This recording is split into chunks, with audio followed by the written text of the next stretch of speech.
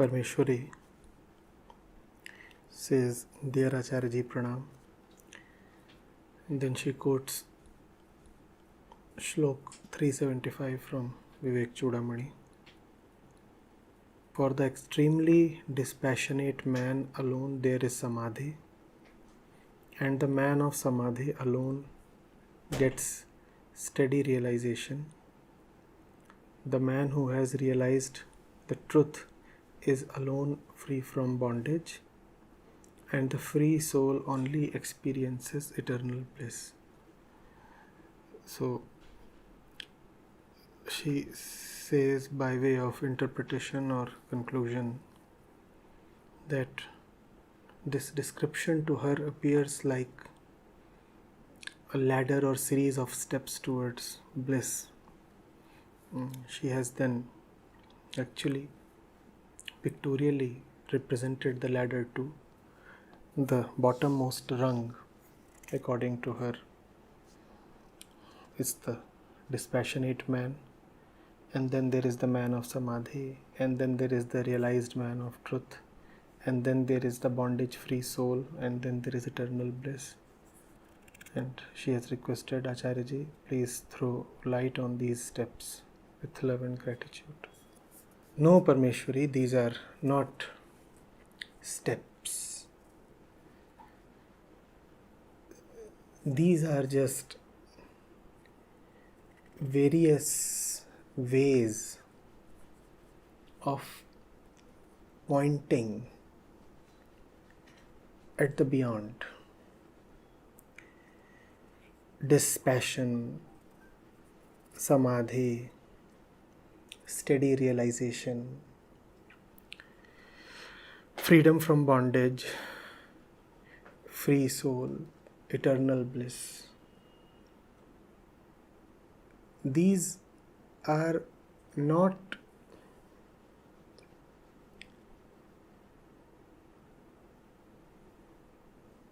a series of states.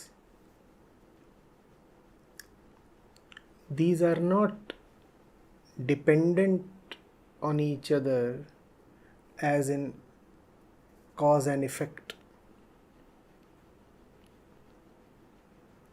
They do not originate from each other.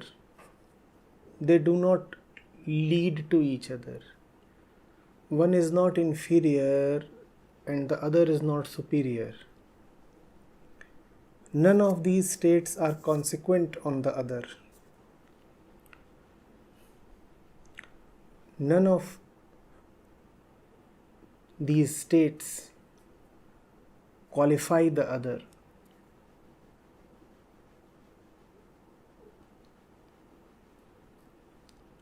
All that the simple knowers, compassionate helpers have been trying to do is point at the beyond in several ways, in several words, using several means. Because you know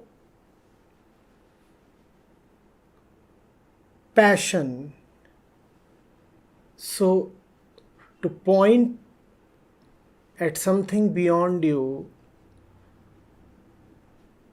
Adi Shankaracharya says dispassion. Please understand the significance of dispassion. You exist in your personal universe, and your personal universe is a universe of passion, attachment, sorrow, clinging, attraction, hope, suffering. All that is passion.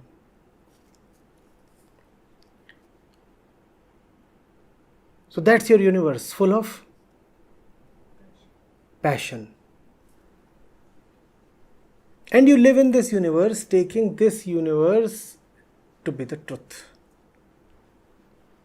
The moment you take your universe as the truth, you condemn yourself to needless suffering. The truth is that which ameliorates suffering. But look at your experiences, look at your life. You have taken your personal universe as true, have you not? Anybody who calls his personal universe as false? Anybody who calls her feeling as false? Her experiences as false, her interpretations as false, her relationships as false, her very self as false. Anybody? We take our personal universe to be true. That is one fact, universally seen, acknowledged. And the other fact is that man suffers.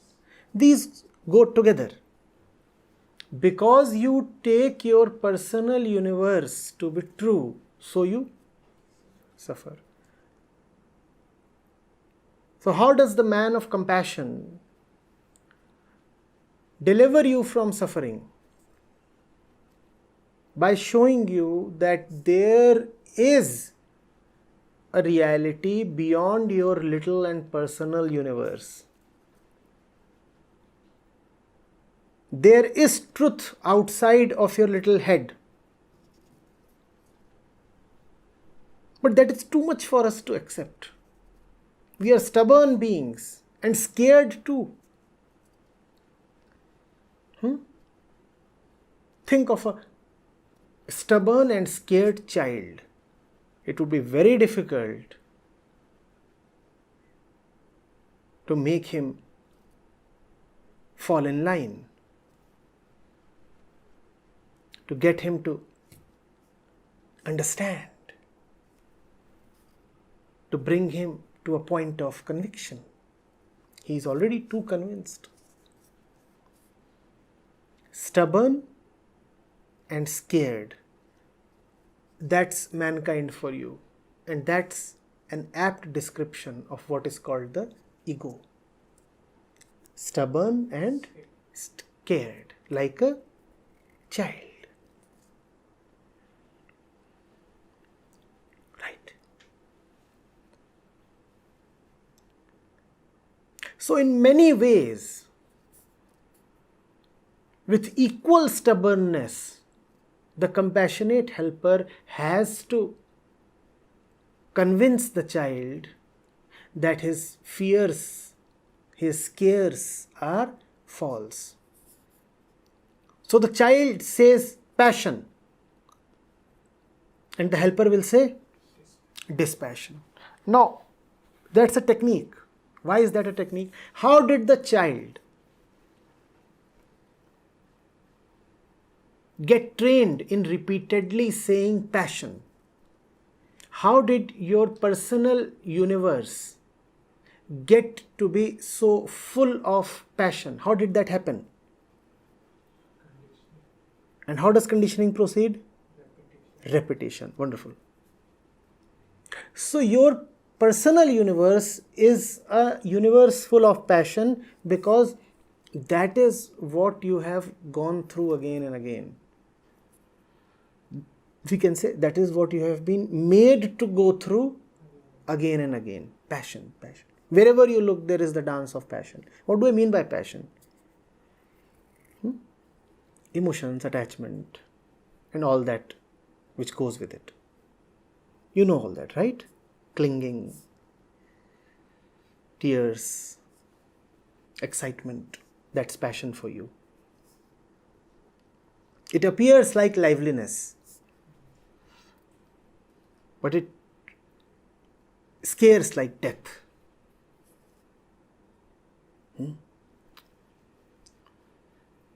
Your personal universe is a product of repetition. You repeated nonsense again and again, and the nonsense just covered you up. The nonsense just got hold of you. The nonsense grew upon you. So the master, the helper, is using your tendency to be affected by repetition to help you. Who are you? The one who gets affected by, and the proof is that your personal universe has come to be full of suffering, passion, this, that, none of which are innate. All of them are products of time, and time means repetition. It happened once, it happened again and again and again and again and again, and finally it got hold of you. Finally you got identified with it, and there is actually never a finality to it. It keeps possessing more and more of you. It keeps enslaving you more and more. That's what repetition does. And after a point, you don't even look at it as repetition. Because it is getting repeated so often, so you start calling it the uninterruptible truth. After all, that's the very mark of truth, that it is not interruptible, that it has no discontinuity. And if repetition is continuously happening, that too appears uninterruptible. And so you start conflating identification with the self. You start taking conditioning as your nature. Isn't that a very common argument? Because it is happening continuously and is happening everywhere, so it must be the truth. And one must sympathize with you, because one sees falseness continuously and everywhere. And these two are also the characteristics of truth, that the truth is all pervasive spatially and continuous temporally. In terms of space, the truth is all pervasive. And in terms of time, the truth is continuous. That's how you describe truth, don't you? But look at the common man's experience. He too finds something all pervasive. And what is that? Falseness. And he too finds something continuous. What is that? Falseness. So one must not be too harsh on the common mind when one sees that the common mind starts taking falseness itself as truth. Because falseness too is all pervasive and continuous. So Adi Shankar looks at this mind and he says, what to do? And he sees that this mind is a product of time, is a product of repetition. It soaks in repetition, and that which comes repeatedly to it, it starts taking as truth. So now he uses the same tendency of the mind to help the mind. He uses the tendency of the mind to get affected by repetition to help the mind get rid of all previous and false repetitions. So here what you see in this shlok is a wonderful application of this technique. So you say passion. Parmeshwari gets up and says passion. And the woman's face is full of passion. Her eyes are teary. The face itself is a product of passion, or is it not? One man, one woman get passionate and mankind is born. So you need not display passion at a particular instant. Every cell is passionate. And every cell is continuously saying passion, passion, passion.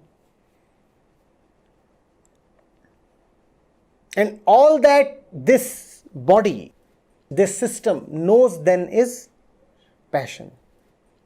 And it's a closed system. It won't look outside of itself. Remember the stubborn and scared child. It has locked itself up in a room because it is scared, and it won't open the room even if you keep calling from outside because it is stubborn. The ego is that child, stubborn and scared. It locks itself up. It's a closed system. The child has to be lured out. The child has to be gently called out. You can't coerce the child. Coercion won't work. You have to gently,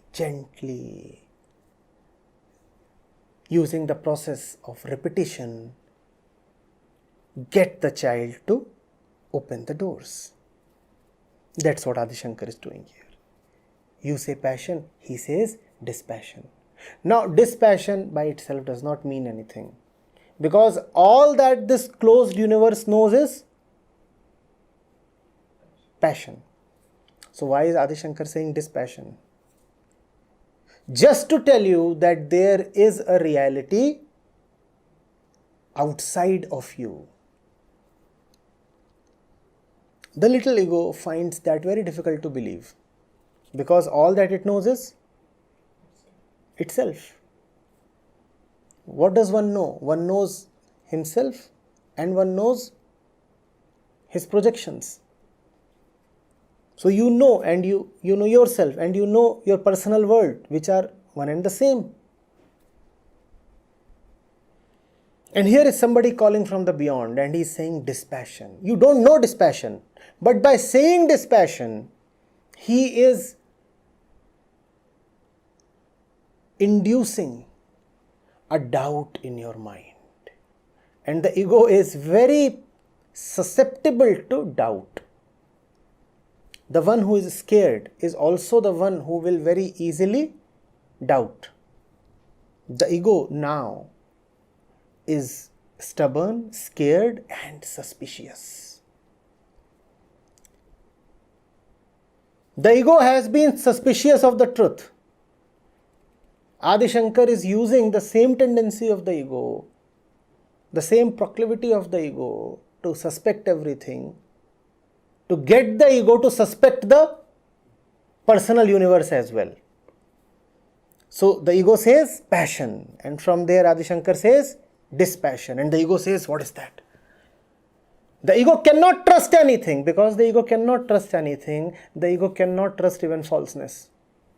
Obviously the ego cannot trust the truth, but because the ego knows no trust, so it can also not trust the falseness. Adi Shankar is clever.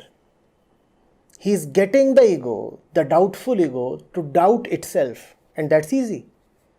Because if you can doubt the truth, it would be very easy to get you to doubt the false. So the ego is shouting passion, passion, passion.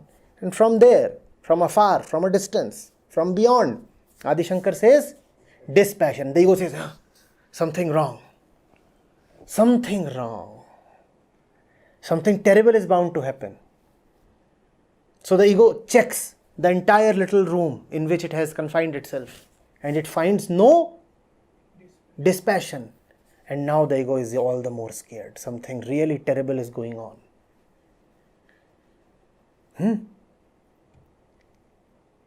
Then the ego says, fine, there seems something wrong in the passion department, so I'll keep it aside for a while. Then ego says, disturbance, movement, distraction, restlessness. Because that's what the personal universe is full of. So the ego says all this. And Adi Shankar, we know, is clever. Sitting there, he says, Samadhi. And now the ego is utterly terrified. Because within the ego's own universe, Samadhi does not exist. Just by uttering the word Samadhi, Adi Shankar has brought about a storm in the teacup.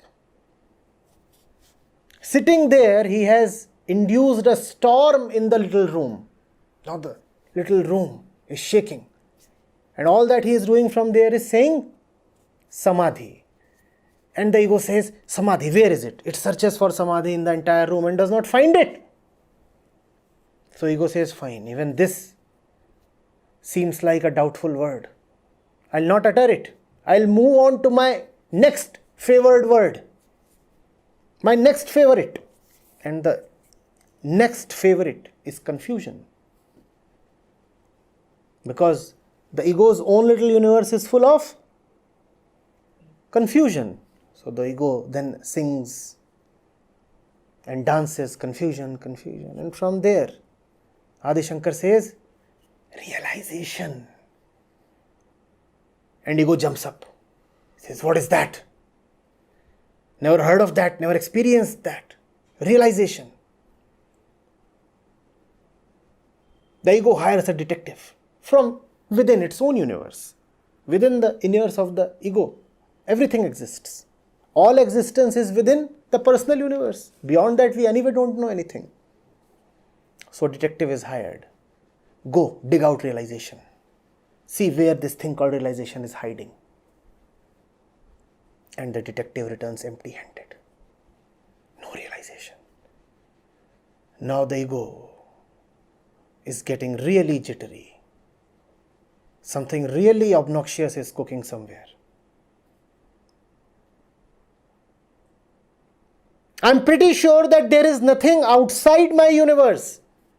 But somewhere, from somewhere, certain words are coming that are not being found inside my universe. The ego is stubborn that there is no universe except the personal little universe. And from there, Adi Shankar is saying dispassion, Samadhi, realization.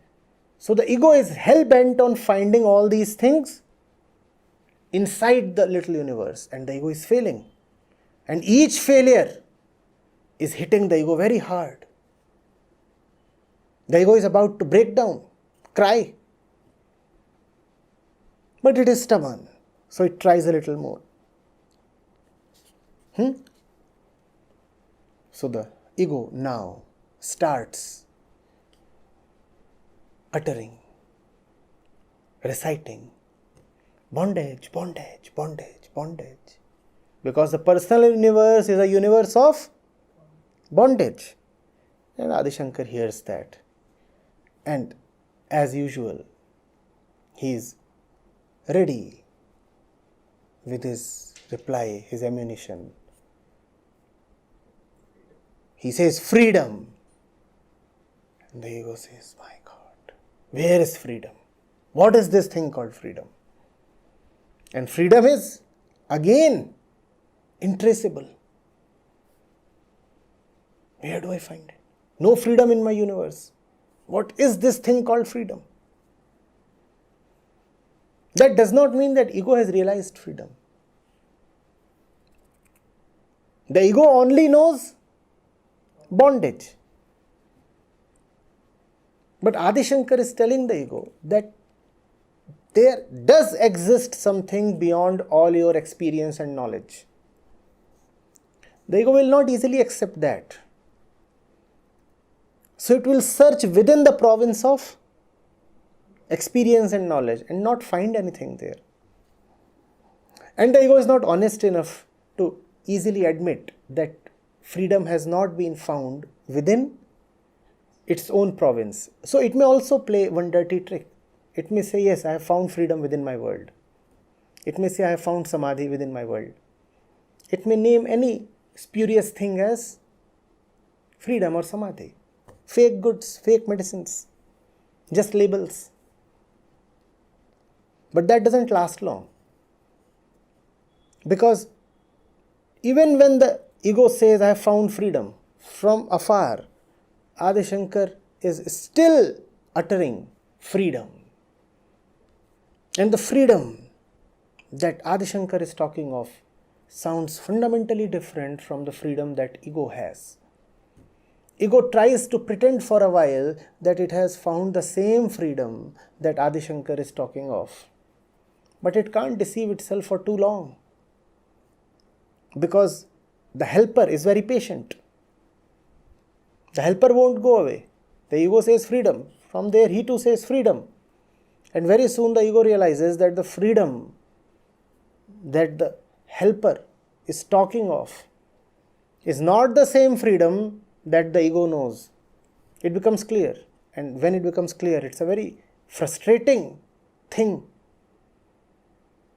to face. Then the ego says suffering.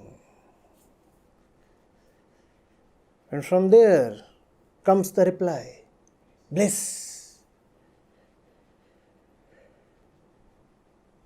And Adi Shankar repeats this and repeats this.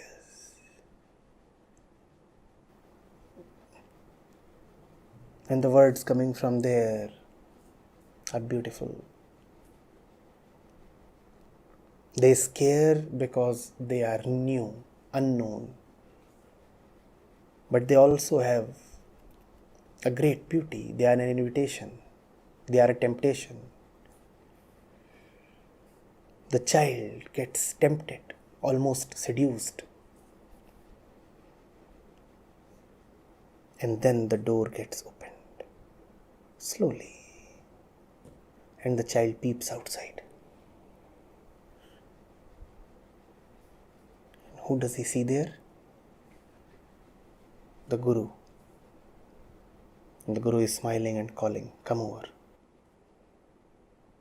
The child had expected to see nobody because he had always believed that there is nothing outside the room. Outside the room of your confinement is standing the Guru. When you first open the door, it is scary to see that there does exist someone outside the room. So you quickly again shut the door. But now the proof is irresistible. Now the admission is irrevocable. So you get internally compelled to again open the door. And this time you open it a bit more. And instead of just peeping out with scared eyes, you actually walk out a little. And now you look at the teacher a little more closely. The fear subsides a little. He is not as scary as you had painted him to be. But still, when he comes closer, you again come back and you should close the door. Can't do that for too long. Next time when you open the door, you find him standing right at the doorsteps. And this time he extends his hand. And you are helpless. You take the hand. A little bit of abusing and cursing is still going on inside the mind. But that keeps dimming down as you walk out.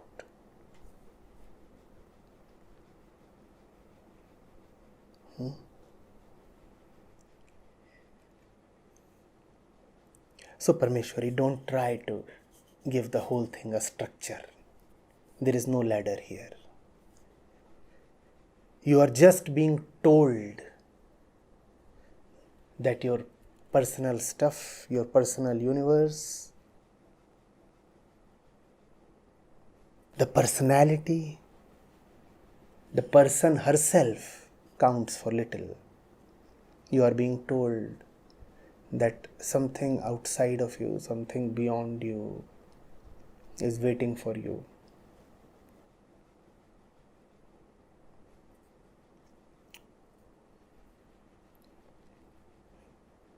Let's see how long you'll take to say yes.